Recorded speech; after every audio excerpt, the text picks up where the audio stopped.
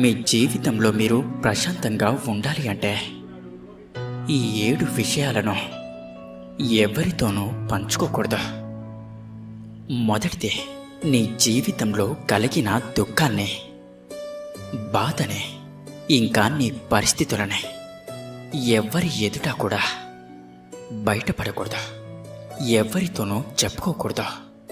మనం ఎవరితోనైనా మన మనసులోని బాధను పంచుకుంటే అది తగ్గుతుంది అనుకుంటాం, అవునా? కానీ ఎవరి నోటిలోనూ ఏ మాట కూడా ఎక్కువ కాలం దాగదు అనే విషయాన్ని మీరు బలంగా గుర్తుపెట్టుకోవాల్సి ఉంటుంది. గుర్తుంచుకోండి, మనుషులు ఎప్పుడు ఎలా ఎందుకు మారుతారో ఎవ్వరికీ తెలియదు. పెదవి దాటిన మాట సప్త సముద్రాలను దాటడానికి నిమిషం కూడా పట్టదు. మీ వ్యక్తిగత విషయాలు అందరికీ అలా తెలిసిపోతే వారి దృష్టిలో ఒక బలహీనుడిగా చులకనైపోతారు. అలా మీ పరిస్థితిని తెలుసుకున్నవారు మీకు సహాయం చేయడం కూడా మానేస్తారు. అసలు మీకు కనిపించకుండానే మీ నుండి తప్పించుకొని తిరుగుతూ ఉంటారు. పైగా మీ గురించి చెడు ప్రచారం కూడా చేస్తూ ఉంటారు. ఇక కొందరు మీకు సహాయం చేసినా రేపటి రోజున వారు మీ నుంచి ఎక్కువగా ఆశించడం మొదలు పెడతారు. ఇక అదే మీ మిత్రుల రూపంలో ఉన్న శత్రువులతో మీ బాధనంతా పంచుకుంటే వారు మీ జీవితంలో మిమ్మల్ని ఇంకా దిగజార్చడానికే ప్రయత్నిస్తారు. కాబట్టి ఎవరి దగ్గర కూడా మీ నిస్సహాయతను, అలాగే మీ బాధల్ని పంచుకోకండి. జాగ్రత్తగా ఉండండి. ఇక రెండవది, నీ గతం గురించి, ఇంకా రేపటి రోజున నువ్వు ఏం చెయ్యబోతున్నావో, నీ భవిష్యత్తు యొక్క ప్రణాళికల గురించి కూడా ఎవరితోనూ పంచుకోకండి. జరిగిపోయిన గతం గురించి ఎవరితోనైనా పంచుకుంటే అదేమీ మీకు అనుకూలంగా మారిపోదు.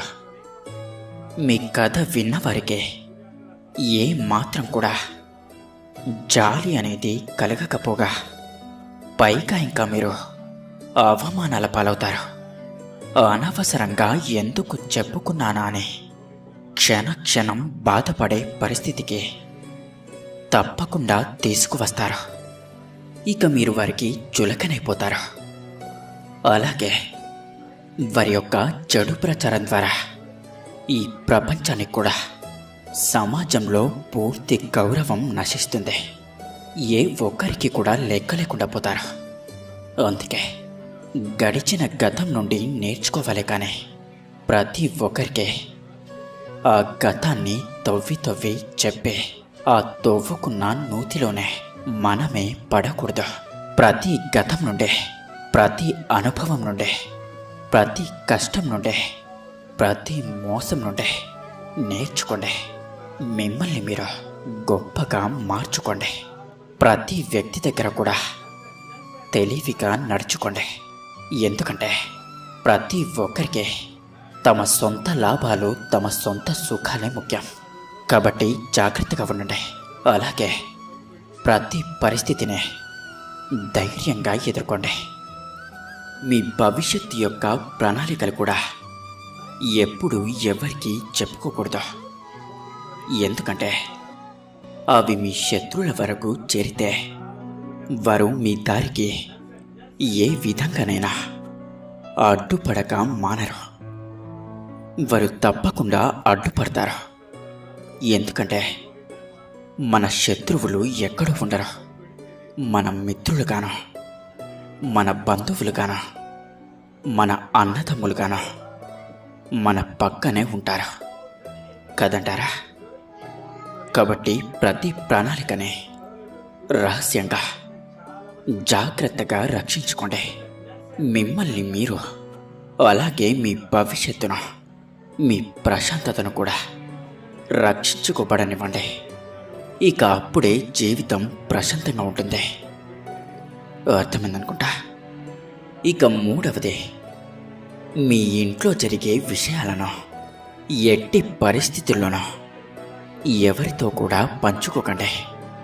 నీకు అలాగే నీ కుటుంబ సభ్యుల మధ్య ఏం జరిగినా కూడా అది నీ వ్యక్తిగతమైనదే. వాటిని గడప దాటి బయటకు రానివ్వకు. ఒక్కో సమయంలో కోపంలో, ఆవేశంలో మనసు నిలకడ తప్పుతుంది.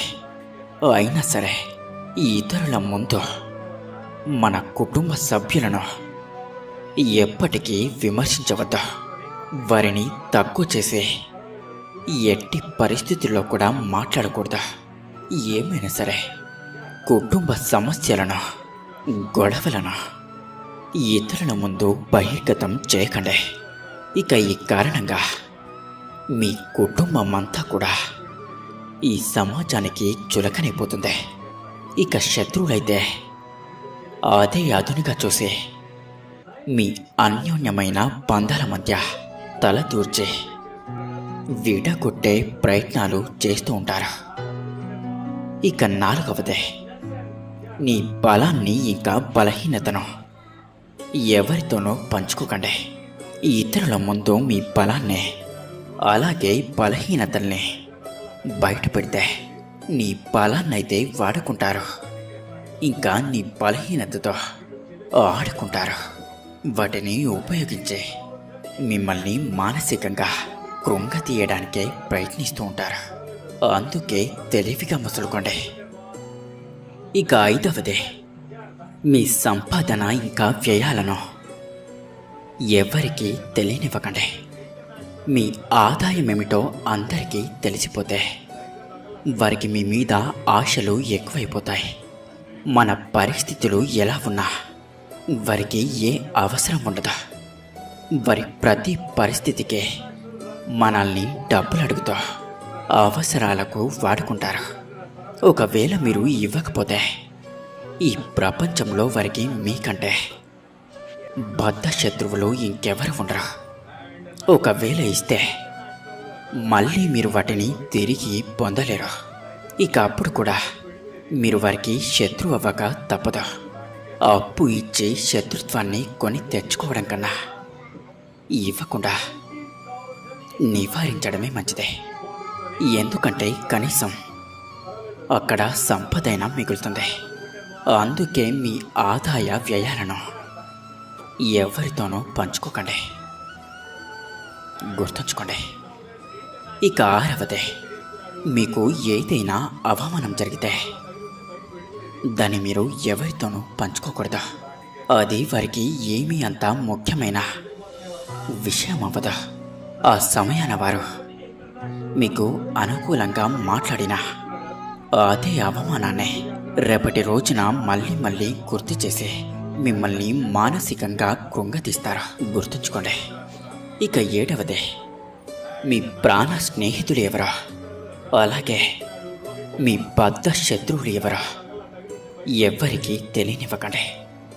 ఎవరైతే మీకు అపాయం కలిగించాలి అనుకుంటారో వారు మీరు చెప్పిన రహస్యాలను ఉపయోగించుకొని మిమ్మల్ని ఇబ్బంది పెట్టే అవకాశం ఉంటుంది. మీ శత్రువులు ఎవరైతే ఉన్నారో వారు మీ ప్రాణ మిత్రులతో చేతులు కలిపి మీకు సంబంధించిన విషయాలను రాబట్టుకునే అవకాశం ఉంటుంది. గుర్తుంచుకోండి, మన రహస్యాలను ఇతరులకు చెప్పడం, మన బాధలను ఇతరులతో పంచుకోవడం అంటే మన భారాన్ని దింపేసుకోవడం ఎప్పటికీ అవ్వదు. దానికి మించిన భారాన్ని కొని తెచ్చుకోవడమే అవుతుంది. కాబట్టి జాగ్రత్తగా ఉండండి.